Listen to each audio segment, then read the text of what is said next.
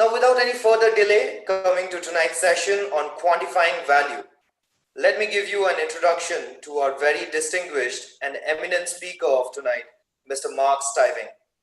Mr. Mark Stiving loves pricing. As a child, he often wondered why companies always use 99% endings, asking himself, do companies think we are stupid? He had a chance to study his question during his doctoral program at the University of California at Berkeley and hasn't looked back since. As a director of pricing for Maxim Integrated, a $2.5 billion semiconductor company, Stiving guided pricing strategies, successfully led massive change management efforts, and coached colleagues on an implementation of value-based pricing. His efforts generated well over $100 million in additional profit each year. In his free time, Stiving speaks, coaches, and writes about pricing. He shares his expertise in the highly readable book, Impact Pricing, Your Blueprint to Driving Profits, which averages 5 stars on Amazon. He also publishes a blog and a podcast of the same name, Impact Pricing. His most recent company, aptly called Impact Pricing, focuses on educating people and companies about value and pricing, with a special interest in subscription-based products. An award-winning speaker, he frequently delivers addresses at industry events and teaches 1- and 2-day pricing courses. As he says, my biggest thrill is watching people experience the aha moments. A very warm welcome to you, Mark. We are absolutely thrilled to have you here with us tonight. Handing the session over to you. Over to you, Mark. Thank you, Kustaf. I'm going to wait till I see my face on the screen. You can start sharing now.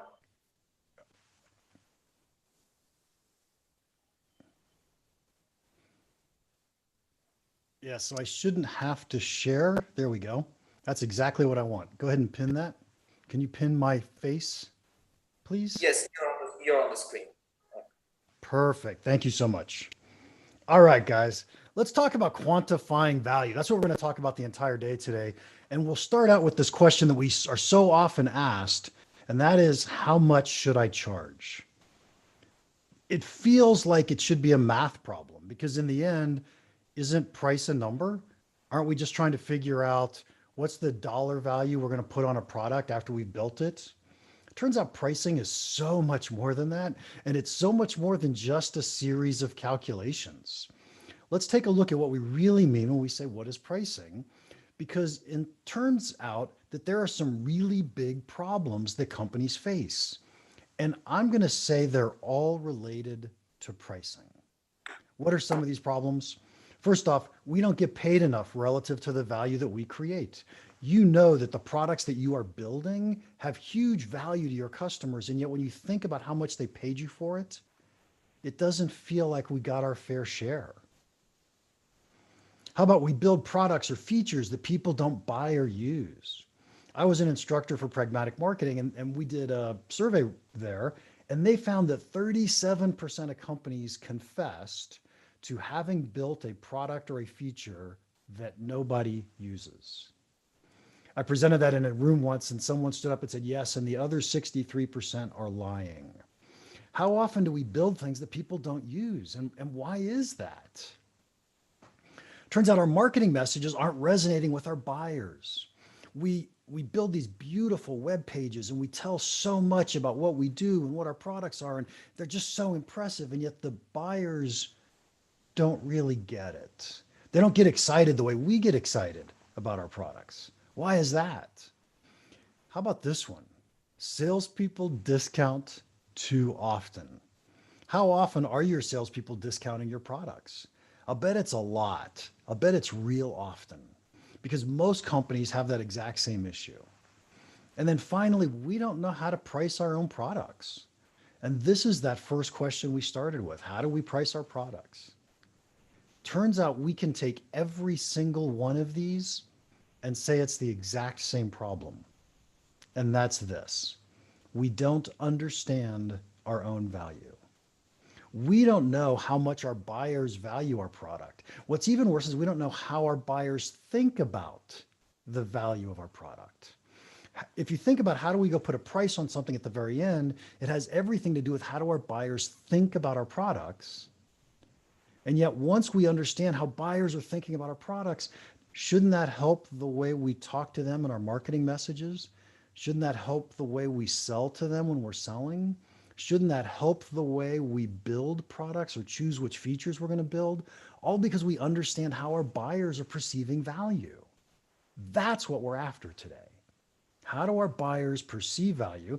And I promise we're going to quantify it. So at the end, I'm going to give you a way to put a number on it and say, what is this? So we're going to use Mentimeter today. Hopefully you guys have tried this before. Open up any browser. It could be on your phone. It could be on a separate browser on the computer that you're on. Go to the website menti.com. And once you're on that website, you're going to enter the code 6328656.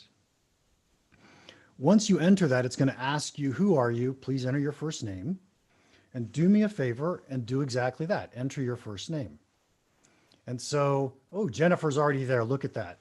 All I'm doing with this slide is getting to know you a little bit, seeing that you know how to use Menti, and we're going to use Menti several more times as we go through the presentation.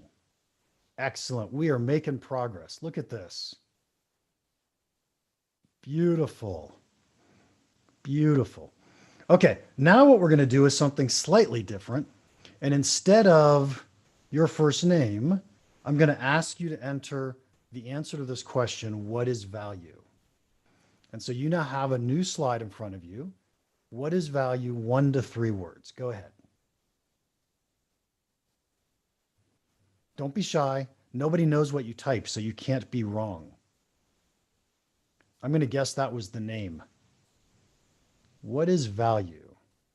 There we go. Returns quantified. Doing a job. Nice. What the customer needs. Love that. Solving a problem. Excellent. Excellent. Importance. Removing a pain. Those are excellent. All of these are beautiful. Profits.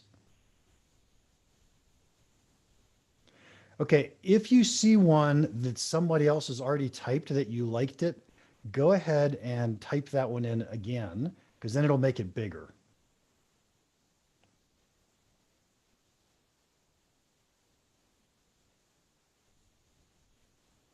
There we go. Somebody likes customer satisfaction, solving a problem.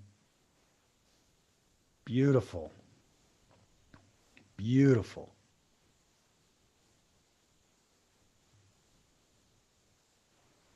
Customer willingness pay. Love that. Solving a problem. Okay, these are beautiful answers, guys. Love this. Now, here's what I'd like everybody to do is I would like everybody to enter the following 3 letters. WTP. WTP. Go ahead and enter those 3 letters for me.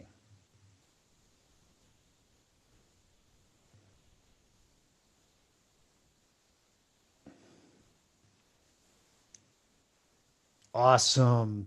And now that you guys are entering WTP, you're wondering, what the heck does that mean? And that's an acronym that I use constantly, which fits really well with whoever entered customer willingness pay. It's willingness to pay.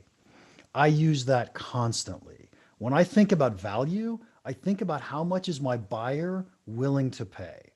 And truly, that's what value is in my mind as we think about it. Oh, let's not do that one yet. Let's go to here first. So when you think about your company, the single most profitable pricing decision that you can make is adopt this thing called value-based pricing. And when I think about what value-based pricing means, all it means is we're going to charge what a customer is willing to pay. It's not magical. It's not easy, by the way, but it's not magical. It's just charging what a customer is willing to pay. Now, let me try to convince you why this makes sense. Let's pretend for a moment that you're building a product. You've got costs to build a product of $20. There's a buyer there, And that buyer, you know, the buyer is willing to pay you $100. How much do you think you should charge to win that deal? I'm thinking $100 makes a lot of sense. If we charge 110, they're not going to buy. If we charge 90, we just left $10 on the table. I think $100 makes sense. What if it costs us $50 and that buyer is willing to pay $100? How about $100? Let's charge 100. What if it costs 75 and the buyer is willing to pay 100? We should still probably charge 100.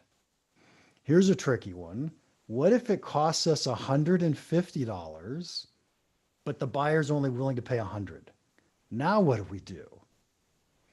I would recommend we get out of that business because we don't have buyers who are willing to pay us more than it costs us to make it. It makes no sense to be in that business. But the whole point of this slide is for you to realize the single most profitable pricing decision your company can make is adopt value-based pricing, which simply means charge what your customers are willing to pay. Can we figure that out? What is a customer willing to pay? And so now we're going to get down to this concept of value. What does value mean? And I got to say, value is a really tricky concept. I'm going to give you a concept of value that you've never heard before, probably, and will just enlighten the way you think about pricing and products. There are two really big types of value that we're going to focus on today. One is what we'll call value in use. Value is the inherent value we get out of having a product or using a product. For example, how much value do you get out of having air to breathe? I'm guessing it's someplace way up here, right? It's infinite how much value we get. Okay, then we have this thing called value in choice. Value in choice is how much do we value something relative to the alternatives? If you value air to breathe infinitely, then how much would you pay me for this jar of air? And I'm guessing the answer is really close to zero. The reason for that is because you have free air all around you. You don't need to buy my air. So the value in choice, value relative to the alternatives, is zero. This means air is either worth everything or it's worth nothing, depending on if we're looking at value in use or value in choice. I have to tell you, this is a really important concept because now we're putting ourselves in the minds of our buyers so that we can understand how it is that they're thinking about our products. And that's going to impact the way we market it, the way we price it, the types of things that we're going to do with our products. When we think about value, then value means willingness to pay. And we're going to find that buyers who are only making a value in use type decision, they are willing to pay us more than buyers who are making that value in choice type decision. And so if we think about the buyer's journey, you guys have probably heard of a buyer's journey before. We're going to talk about something we'll call a buyer's value journey. In a buyer's value journey, typically a buyer starts out by saying, am I going to buy a product in this product category? And after they've said yes to that, then they say, okay, which one am I going to go buy? Then they make the decision on which one they're going to buy, and then they buy something. So when we have a buyer making the will I decision, they're using value in use. Is this thing, is solving this problem really important to me? Is the money that to solve this problem in the budget? Because I can choose not to solve the problem. I can live with the pain of having the problem. And then I said value in use is too low relative to how much it's going to cost me to go buy this. But now I've said yes. Let's pretend that I've said yes. I really want to go solve this problem. I want to learn to play the piano. And so I've said, yes, I need to go buy a piano. Now, which one am I going to go buy? Now I go out and I shop multiple different alternatives. What I'm looking for is the best bang for the buck. And it turns out that we become more price sensitive when we're making that which one decision. Then we go on to buy it. Most purchases go through both of these decisions. First, the people say, am I going to buy something in the product category? Then they go on and say, yes, I am. which one am I going to go buy? And then they buy something. This is them determining the value of our product. How do they think about our product? Let's talk about buying a car for a second. So when you're going to go buy, this gentleman here just bought a car, and think about yourself. Are you in the market to buy a new car right now? I'm guessing the answer is probably not. But let's say that you were going to buy a new car and you're shopping here at the Mercedes, the Lexus, the Porsche. Is that Mercedes or BMW? I think it's Mercedes. So you're shopping at the Mercedes, Lexus, and Porsche dealers because you make way too much money, of course. And as you're shopping or you're thinking about buying a car, and the dealership, you kind of like the Lexus, but you haven't really committed to it. And the dealership sends you a coupon for 10% off the price of a Lexus. That sounds pretty interesting. That could motivate you to make the decision and say, I'm going to go buy the Lexus. But let's pretend for a moment that you're not in the market for a car. If you were, you might buy a Lexus. It's a pretty nice car, but you're thinking, yeah, I just don't need a car right now. And now you get the coupon from Lexus for 10% off a Lexus. Does that influence your decision? The odds are really good that it doesn't.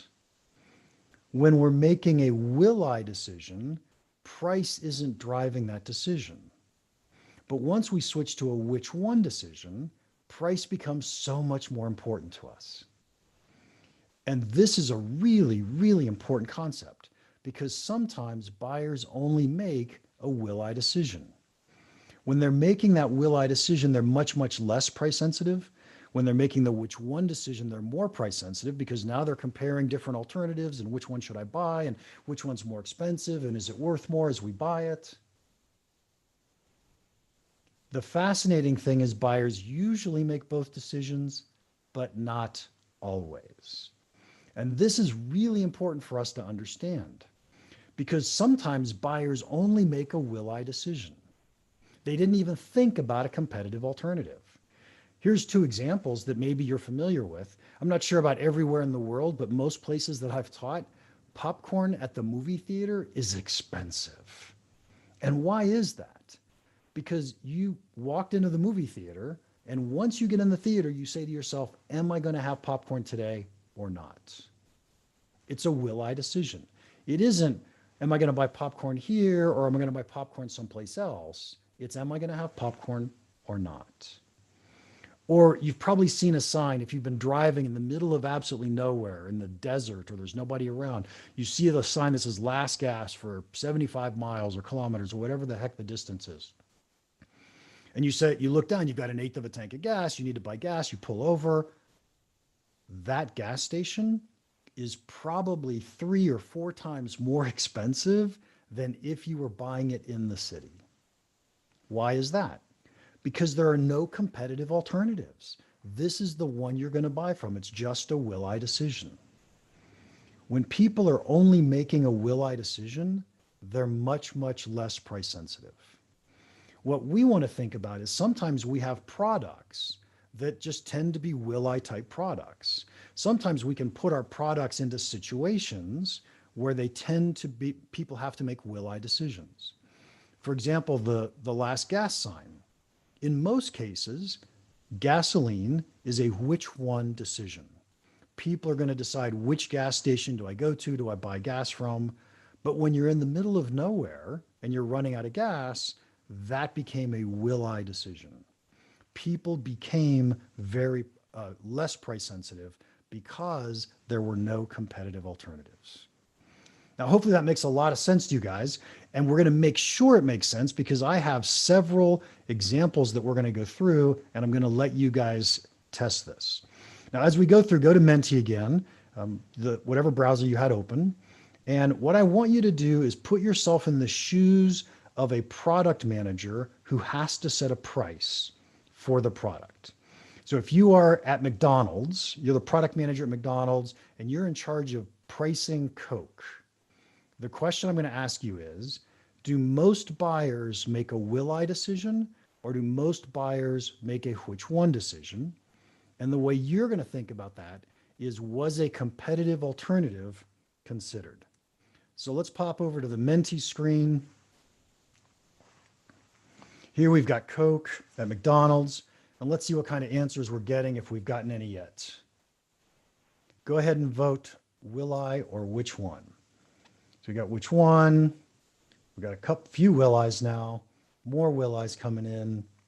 You know, the great thing about Menti is it's totally anonymous and nobody knows if you got it wrong or right. Yeah, so more people on the will I side than the which one side at this point. I would agree with the will I people. And the reason I think it's a will I is because most people walk into McDonald's because they're going to buy a Big Mac, a quarter pounder, a filet of fish, whatever it is they're going to go buy when they walk into McDonald's. And then they say, am I going to have a Coke today or not? What they're not saying is, I'm going to buy a Big Mac today, but I wonder if Coke is less expensive at the fast food place across the street. They're buying the Coke at McDonald's. So they're really making a will I decision. And if you think about the price of a soda at a fast food restaurant, it's expensive. It makes sense. If you're buying a soda at McDonald's in US dollars, it's $1.89. The cost to McDonald's for that is about 15 cents. Huge markup. But why do they get away with that? Because buyers are making a will I decision. Let's take a look at another one, the Apple Watch. Do you think the Apple Watch is a will I decision or a which one decision? Somebody who's going to buy an Apple Watch. And by the way, you're going to remember that you are the product manager. You're trying to price this product and you're looking at most of your buyers. Are they making a will I or a which one type decision here?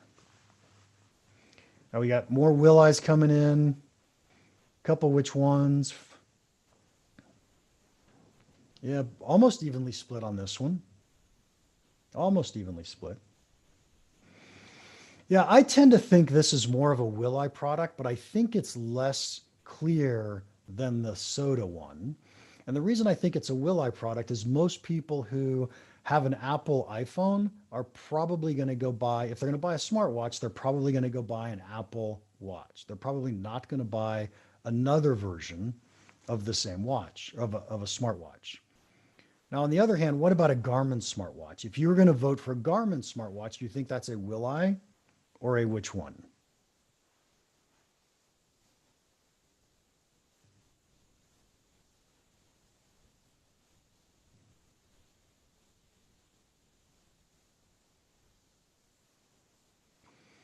Yeah, this one's almost unanimous. We got a few people thinking it's will I. I would tend to agree with the which one folks on this one. And the reason for that is people who are going to go shop for Garmin might also shop for a Samsung smartwatch or a Suunto smartwatch. There are many different manufacturers that make smartwatches. And if it's not directly tied to your brand of phone, then it doesn't really matter which brand of watch you get. So people are probably going to decide, am I going to buy a Garmin or am I going to buy something else? So it makes sense to me that that would be more of a which one type product. How about a podcasting microphone? I've bought a few of these in my day recently. So if you're going to buy a podcasting microphone, you're the product manager, you got to set the price on this. Do you think most of your buyers are making a will I or a which one decision? Yeah, it looks like we're almost unanimous on the which one again. Couple will I's. Yeah, so the picture of the one I had there was a Blue Yeti. And I used to use a Blue Yeti, but now I use a different podcasting microphone. I would definitely say this is a which one, because when it's time to buy one, I say to myself, I want to go buy a podcasting microphone. I go on Amazon, I start searching for podcasting microphone, and I'm looking through all the different alternatives to decide which one I'm going to buy. And so that makes a ton of sense that that's a which one type product. Okay, this is the hardest one. This is the last one, by the way, and this is the hardest one. At least in the US, it's really hard. I'm going to give you the explanation, but I want to hear from you guys first, and then let's see what's happening. So a tattoo, will I or which one? And remember, you're the product manager putting a price on a tattoo.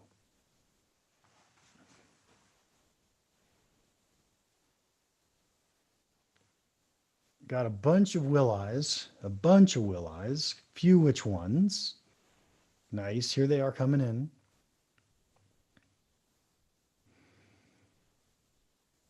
Okay. I believe a tattoo is a which one type product. And the reason I believe it's a which one type product is many people think it's a will I product because they can't imagine getting a tattoo. They say, no, I'm not going to get a tattoo. But it's not about the decisions we make. It's about the decisions our buyers make. What happens if, let's pretend that you all of a sudden said, yeah, I'm going to go get a tattoo. I'm going to get a tattoo of mom on my arm. Now, what are you going to go do? Well, what you're going to go do is shop around for tattoo parlors or shop around for tattoo artists. You're going to figure out where you're going to go. So you're making a which one decision. The thing is, we had to make the will I decision. We had to put ourselves in the shoes of our buyers before it made sense for us to say, yes, I'm going to choose a tattoo between these different tattoo parlors. And so I think a tattoo is truly a which one decision. Now, by the way, almost every one of these, I could tell a story where it's the opposite side. So a tattoo, imagine that you just came out of the bar, you'd been drinking a little bit too much, it's 2:00 in the morning, and you walk by a tattoo parlor. At that moment, you are probably making a will I decision. Probably not a smart will I decision, but it's a will I decision, not a which one decision. So pretty fascinating. Pretty fascinating. So what is value? If we summarize what we've been through, we have to think about value in that will I and that which one. What decision is the buyer truly making just before they buy our product? When they're making that will I decision, they're really making a decision about the value in use. What's the value of solving the problem? What's the value of having air to breathe? What's the value of having a car to drive? Once they say, yes, I'm going to buy something in this product category, then they go on to say, okay, which one? And what's your value relative to your competitor at this point in time? So now you're going to say things like, which car should I buy? Or am I going to buy air, or am I just going to breathe the free stuff around me? By the way, that seems like a ridiculous example, but how many of us buy bottled water when we have free water all around us? So it's not that ridiculous of an example. Quick, impactful insight for us then. Value is what a buyer is willing to pay. It's either value in use or it's value in choice. But how does that buyer value our product just before they're making a decision? And I got to say that this is the single most powerful way I've found to think about value the way our customers value our products. We call this a Stiving value table. And a Stiving value table essentially has 4 different columns on it. I'll talk you through it as though it's for a will I type product or a will I type decision. It works equally well for which one, slightly more complicated, but it works equally well. But the 4 columns in a Stiving value table are problem, solution, result, and value. If you think of the solution column first, this is your product. It might be a feature in your product. If you took the time and resources to build a feature into your product, the reason you did that is because you're trying to do something to help your customers solve a problem. So what's the problem that we were solving for our customers? If you can articulate that problem in first-person format, if you can include pain statements, make it so that it resonates with a buyer, resonates with a user. Now we've got something that makes sense to get a buyer's attention. Why do we put that feature in? We wanted to solve a problem. So what's the result once we've solved that problem? Well, the result should be some quantifiable change in an outcome. I have no idea what that might be, but we could have some result. And let's say I'll do an example in a second. And then the value in the B2B world, almost any quantifiable result, we can turn around and turn into a dollar value for the customer using business acumen. Once we understand the way that customer thinks, the way they make profit, what their business looks like, we can help them calculate how much money they're going to make or save because they bought our solution to solve a problem and achieve a result that should turn into dollars on the bottom line. And we could help them walk them through that entire process. Once you can go through this, then you can say to yourself, oh, I know what things are most valuable to my customers. And instead of talking about my features, what I'm going to do is I'm going to talk about the problems that we solve. I'm going to talk about the results that they could expect to achieve. Now we're talking about things that truly resonate with our buyers, things they care about. And this came about because we're trying to understand value. Let's do a quick example of this. Let's pretend that you are a salesperson. And as a salesperson, you're going to sign on to LinkedIn. You're going to buy LinkedIn sales platform. And what's a feature in LinkedIn sales? Well, one feature in LinkedIn sales is they let you, they give you recommendations on who you might reach out to as a cold call. Okay, so that's a feature on LinkedIn Sales Navigator. What problem did they just solve? Well, the problem they solved is some salespeople have a hard time knowing who to go call, how to find prospects, how to find potential prospects. And so they solved that problem by saying, hey, we're going to give you recommendations on try to reach out to these people. What's the result? Well, the result should be less time spent looking for prospects, more time spent prospecting. And so let's say that I used to spend 2 hours a week just looking for prospects, and I can eliminate that 2 hours a week. That's awesome. Now I can just spend those 2 hours prospecting. And so what's the dollar value of that? When we go back into dollar value, the dollar value is probably two different values I could think of. $1 value is what's the savings by not having to work those 2 hours doing that thing? Probably a bigger dollar value though is how much more money do I make if I spent those 2 hours closing deals? If I had, so 2 out of 40 hours in a week, so if I had an extra 5% time to actually sell, could I get 5% more revenue? Now that's a real number. Now we're talking. What we're thinking about here then is what's the problem we're solving? What's our feature or the solution? What's the result our customer should expect to achieve? And what's it worth to them? What's the dollar value in profit to a B2B type company? So these aren't super trivial to do, but they are the most powerful way I've ever seen to think about value and our products. So the impactful insight here is very few people understand their own value, and those that do had to work really hard to learn it. Pretty cool. I promised that we would actually quantify value in the end. That Stiving value table helps you understand value. You can quantify it using business acumen, but let me give you two really simple market research tools that you can use to go quantify this if you want. The first one is called Van Westendorp's Price Sensitivity Meter. If you want to know a ton about this, you can look it up on Wikipedia. They're going to tell you a lot. Essentially, with Van Westendorp's Price Sensitivity Meter, we're just going to go ask respondents, ask potential buyers 4 questions. Those 4 questions are, at what price would you consider the product too expensive to consider? At what price would you consider the product to be priced so low that you would feel the quality couldn't be very good? At what price is the product starting to get expensive, but you still might consider it? And at what price would you consider the product to be a bargain, a great buy for the money? You want to ask those questions in that order. Questions number 1 and 2 essentially bracket the answer that you're about to get. Question number 3 is the one that you love. That's the answer that you think is really good. And then question number 4, we want to make sure we're not pricing below the answer to question number 4. Now notice we're not giving them a price, we're just asking them the question. And this works pretty well because if you just ask the question, how much would you pay for?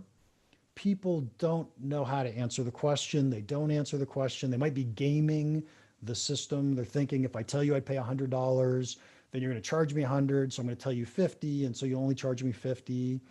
So they might be gaming the system. You want to be a little careful. So Van Westendorp's price sensitivity meter works amazingly well. I like it best for will-I products. It's used for which one products sometimes, but what we don't know with the which one product is how well does that buyer know the alternatives? Would they go out and shop for alternatives once they said, yes, this is the good value for solving the problem? I really like Van Westendorp for will-I products. And it's really good in those B2B company situations where we tend not to have big sample sizes we can go after. you're going to get reasonable data once you get to 15 responses. Now, I recommend you go to 50 if you can, but with just a few responses, you're going to get real answers that could start to narrow you in on what's that price area? How much do I think people are willing to pay for my product? Now I'm going to give you one more, and this is the quick and dirty method. If you go out and talk to customers, and at the very end, you've talked to them for a long time, you really want to ask, well, how much would you pay for this? But you know the answer is going to be horrible. Here's the question you can ask instead.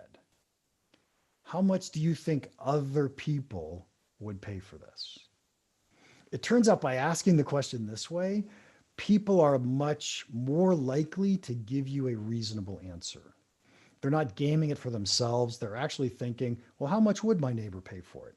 But in truth, what they're thinking is, how much would I pay for it? Because they think their neighbor is like them. They think they're normal.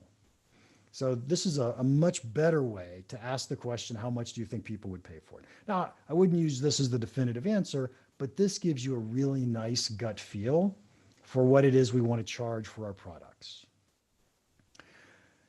All right, hopefully I've given you guys a ton of value. What I want to do is just take 2 minutes and tell you what I do as a company, and then I'm going to open it up for questions for you guys.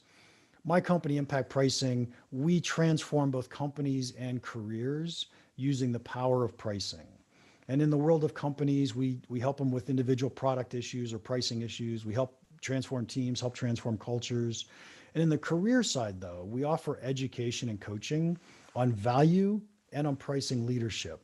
And almost everybody gets value out of understanding what value truly means. We do that at the site called championsofvalue.com. That's our online school.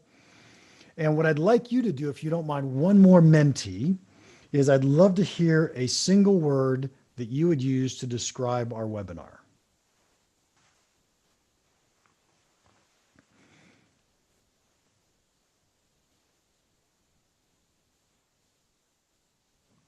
Beautiful. Thank you so much, guys. And now I'm opening up the questions. Thank you, Mark. Mark, we have already a bunch of questions waiting for you. Excellent. Great. So, first one is from Rohit. Rohit asks, what if WTP is $100, but there is a new product coming up, a competitor with an equally good product, which is priced at $50. Now the client's WTP has dropped to $50. How should I keep abreast of all these important things? Not that there is a competitor, but the WTP has dropped to $50. And the second part of the question is, should I drop my price given my production cost is $20? Okay, so the answer to the last one is really easy. We don't drop our price because our production cost is $20. Now, there might be strategic reasons why you say, I don't want to price at $100. For example, maybe if I've got really large margins, I'm inviting competition to come in and I want to keep lower margins so competition isn't as likely to enter into my marketplace. But as a general rule, the production cost shouldn't matter to the prices that we're charging.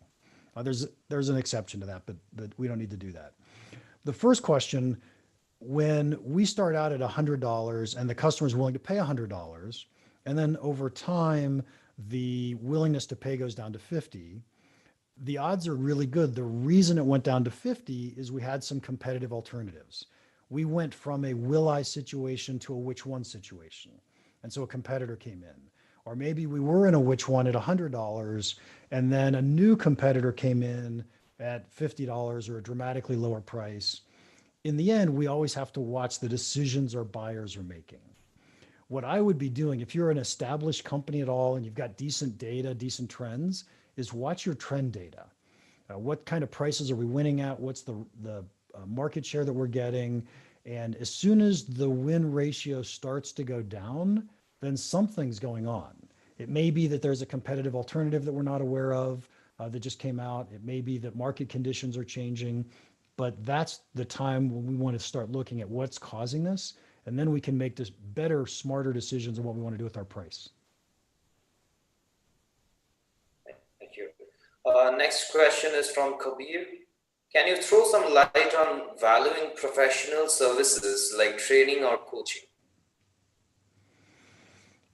Yes. So training is much easier than coaching for valuing professional services. Um, as everything, you want to think about the will I and the which one decision. If you've got such a great brand and people are going to come to you and they don't really have an alternative, then you can charge a lot of money. And this is why celebrities get to charge a lot of money to go speak, or celebrities can charge a lot of money to just show up to something. And that's because they're unique and people are really just paying for them. It's the will I, not the which one. On the other hand, if you are not differentiated, if you don't have a great brand name on your own, then people are saying, am I going to buy you or am I going to buy somebody else? And now we have to look at what are the prices other people are charging. And by the way, I always want to charge more than other people. I think I'm worth it. And I want to make sure that I'm always adding value and selling value and convincing my buyers that I'm worth more. And you should be doing the exact same thing. But in the end, that buyer is going to make a decision between you or somebody else. And that's how we want to think about how do I help them make that decision in my favor.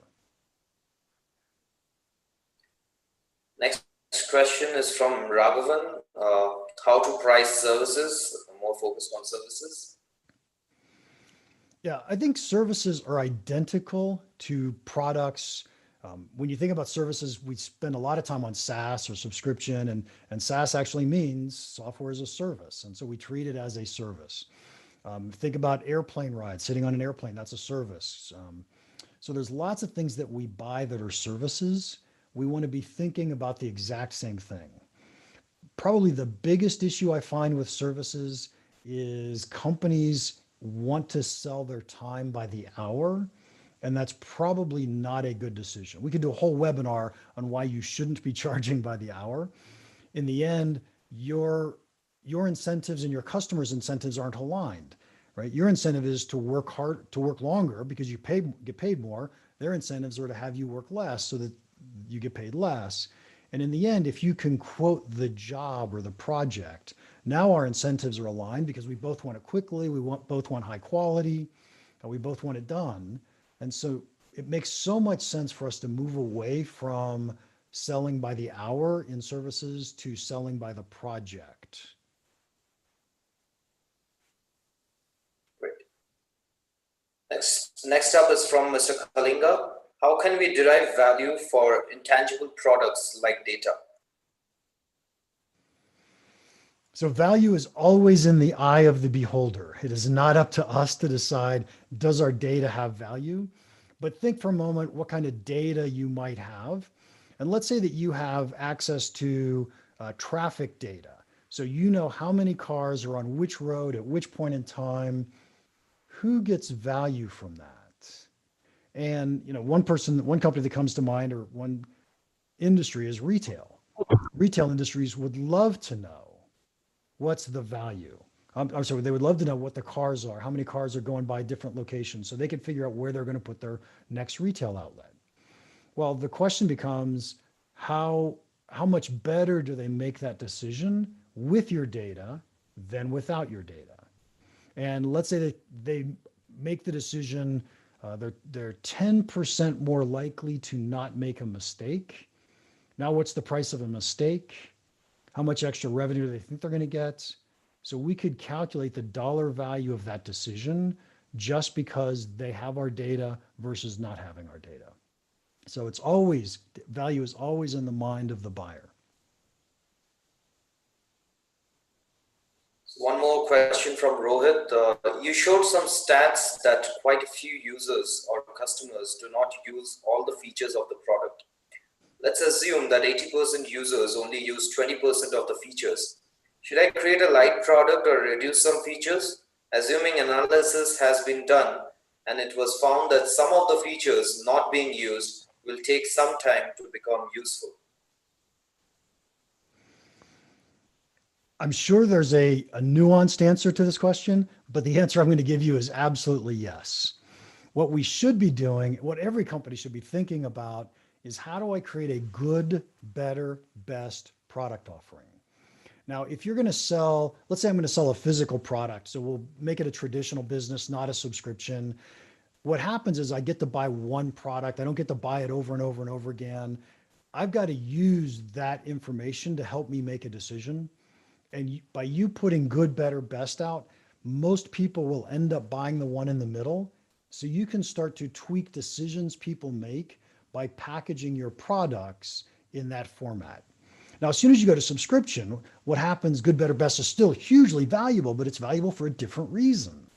In subscription, it's no longer people don't know, so therefore they buy the one in the middle. In subscription, people often buy the one on the low end, the good product.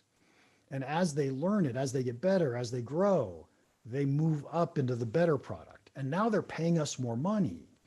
This is packaging, and this is us learning how we can help our buyers grow.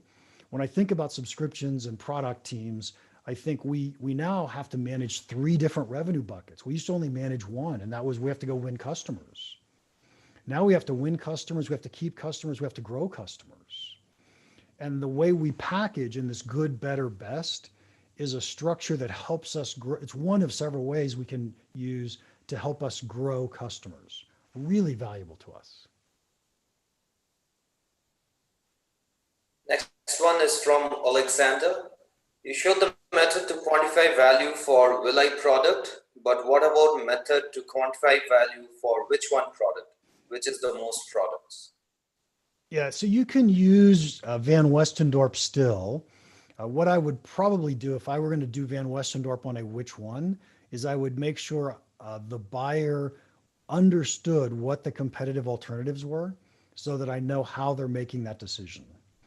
What I usually do with customers is something called an economic value estimation, which is where we are working our way through how is our product different from our competitors' products. And once we understand that, then we're making estimates on how much do we think each one of those differences are worth to our individual customers as we go out to the marketplace. Now, there's a statistical technique that you can use that does this for you. It's called conjoint analysis, and very, very powerful technique, a little bit expensive, but if you've got the resources, it's a great way to figure out how much does somebody value the differences between my product and my competitors' products. Next one is from Jennifer. Any guidance on shifting the organizational mindset away from cost-based pricing? That's like the $1 million question. I think what I would do without being involved inside your company, what I would recommend is trying to find individual places where we might be able to win. Instead of thinking, well, let's talk about a grocery store, right? Grocery stores, it makes a ton of sense for them to do cost plus pricing because they've got 20,000, 100,000 different SKUs, and it's really hard for them to go out and do good, better, best pricing or value-based pricing on every one of those different stock keeping units. But what if they said, look, in average, we're going to have a 6% margin on our products, which is not too far off for a grocery store, but we're going to identify certain product categories.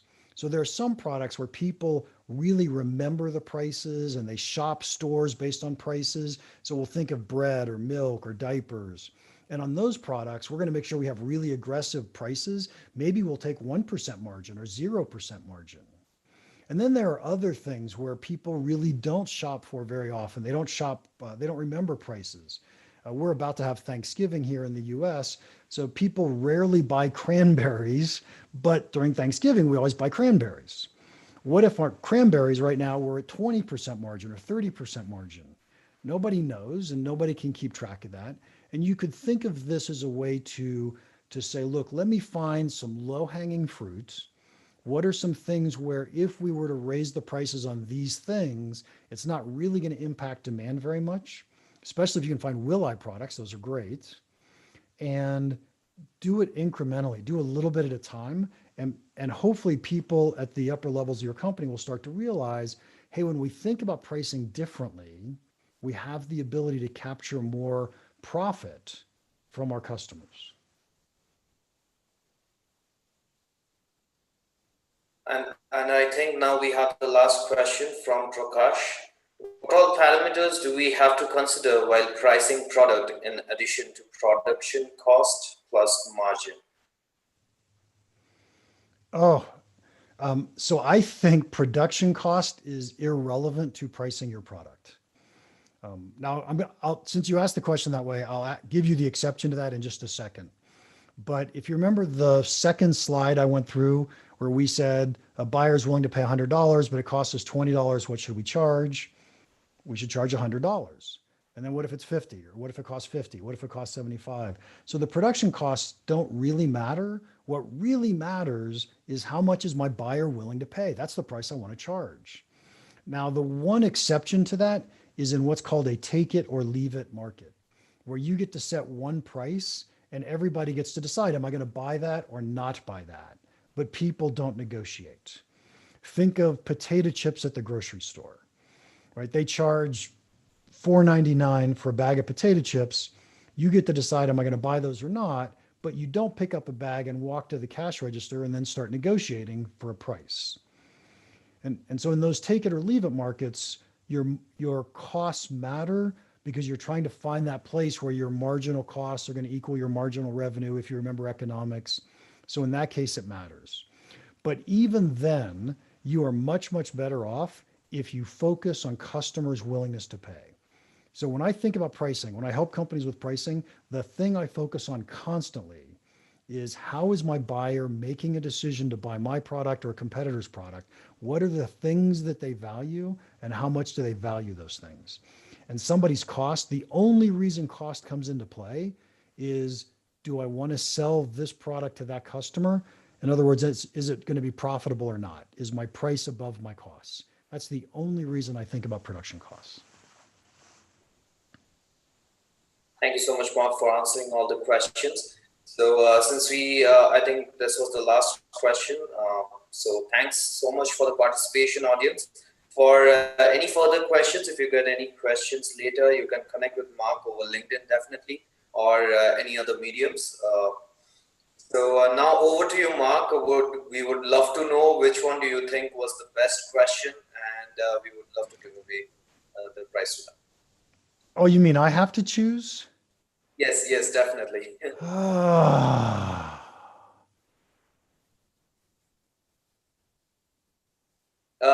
You can have a look at the Q&A section of the Zoom, and over there in the dismissed questions, you can find the questions just in order to, take a reference, a point of reference. Yeah, I liked the question on professional services. Great. Training and coaching. By the way, they were all good questions. Definitely. All questions were really great. But thank you so much for choosing one. And definitely we'll be giving away the free, in this case, which is a digital learning course from our end to the particular person. And it was by Kabir. So congratulations to Kabir. So Mark, thank you once again for being over here and taking your time in order to do this webinar, in order to share your insights. We have enjoyed having you with us, Mark. It has been a complete pleasure. Please accept this certificate of appreciation from the Institute. The QR code on the certificate, which you can see on the bottom right corner, it would be dedicated Hall of Fame page for you, created for you with the recording of this session. Please share it with your network. We will be sharing the webinar recording on our YouTube channel as well. And audience, thank you for joining. It was great interacting with you all. Do not forget to register for the upcoming webinar tomorrow. With that note, I would like to end tonight's session. Happy learning and stay skilled. Have a great night. Thank you so much, Mark. Thanks, guys.